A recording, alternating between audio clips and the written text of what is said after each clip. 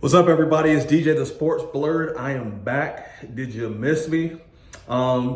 Different atmosphere today, different environment. Today, I'm coming to you from my office. So I've come to you from my son's room, my kitchen. You never know when I'm going to pop up. But I have a great video today. Just been hearing some rumors here in Ohio.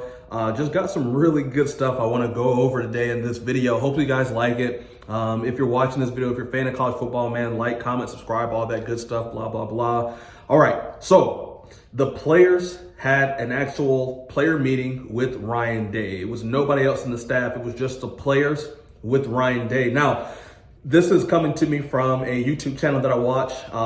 It's called Buckeyes Scoop. Kirk Barton, one of the great Ohio State linemen, actually run this YouTube channel. Huge fan of that. But I know not everybody's going to see his video. And so if you're watching mine, I kind of want to just share with you what I heard from this video. And it seemed like some pretty legitimate sources. So this meeting between the players and then this one particular coach, the head coach, was led by Caleb Downs. He is probably our best defensive player. He's first team All-American. He's going to win a lot of rewards by the time he gets done playing. He's also an Alabama transfer. Now, why is that important, you ask? Great question. I'm glad you asked. That's important because don't forget, being an Alabama transfer means you played for Nick Saban. And how do you think he runs his team? I mean, you would have to think that, he runs it probably better than anybody that's ever ran a college program before. Now, with Ryan Day, pretty much the majority of the players that are playing under him have never actually been coached by anybody outside of Ryan Day. I mean, you might have one or two stragglers. That's like a 6-year senior, like a super red shirt that might have been coached by Urban Day. So they kind of know what it's like to be led and to be coached by a coach with the cachet is Urban Meyer. So a lot of them, being under Ryan Day, they don't know what it's like. However, Caleb Downs does know what it's like. And he did have a lot to say in this meeting.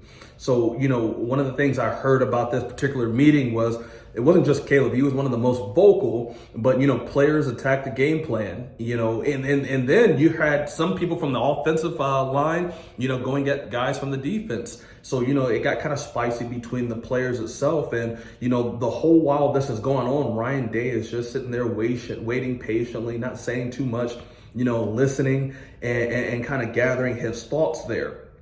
And then it came down to Ryan Day to actually come up and talk. And, Ryan Day chose to double down on his game plan. And he did not apologize to anybody, allegedly. This is all I'm hearing. Not only did he not apologize, he really didn't take accountability for the loss and the position that he put his team in. Now, think about this, right? You're a graduate transfer. You're Will Howard. You're Quinshon Judkins, even though he has one more year to play. You're some of these players that are seniors. Think about that, right? As you leave Ohio State, you will not have the benefit of getting that pair of gold pants. You will not have the benefit of saying that you beat Michigan, right? And then your head coach says, no, this was a game plan. We decided to stick to it. We trusted about it. And, it just didn't work. And as a player, you're just sitting there, you're listening to him, and you're like, no, that didn't work. As a matter of fact, it went opposite of how it should have went. I mean, that was a 6-5 Michigan team they played and lost to. Their quarterback went 9 for 16 for 62 yards and 2 interceptions, right? And imagine your head coach is like, no, we actually have the right game plan. Like, how as a player, right? How as a player would you feel about that if that's what you heard coming from your head coach? You'd probably lose your mind. But some of them didn't.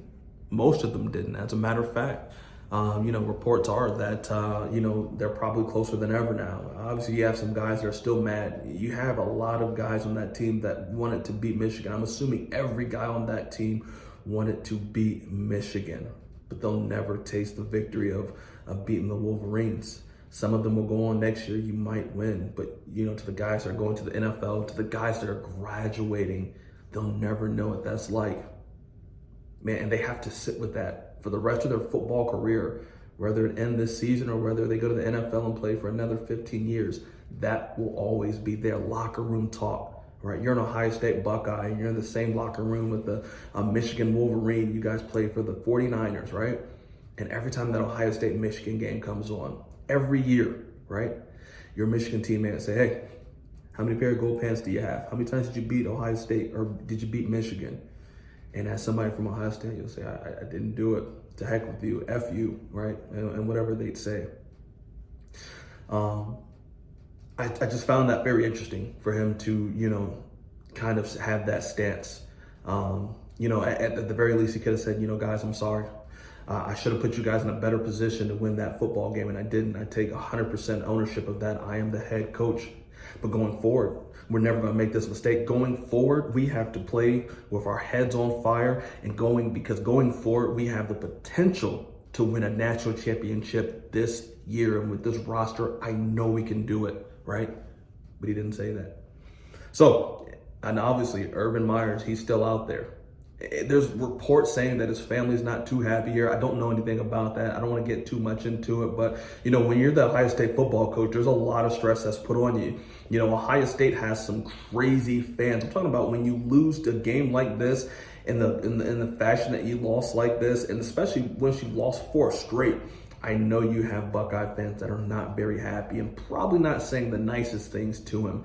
If he has kids that are in school, you got to think that they know, they hear their friends, their teachers, their coaches. It's all in their minds in Columbus, Ohio. It's born and raised here. That's why I'm a Buckeye. That's why I love this.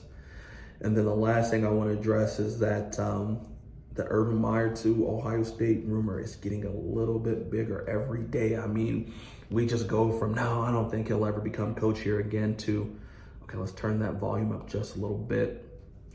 I think he'd entertain a phone call. All right, guys, let me know what you guys think about what's going on with Ryan Day. Let me know if you guys think that Urban Meyer could replace him. Let me guys know if I'm off base. Let me know. Get me together in the comments. If you haven't already, please like, please comment, please subscribe, please share, please all love it, man. I thank you guys for tuning in. I appreciate you. Have a great rest of your night.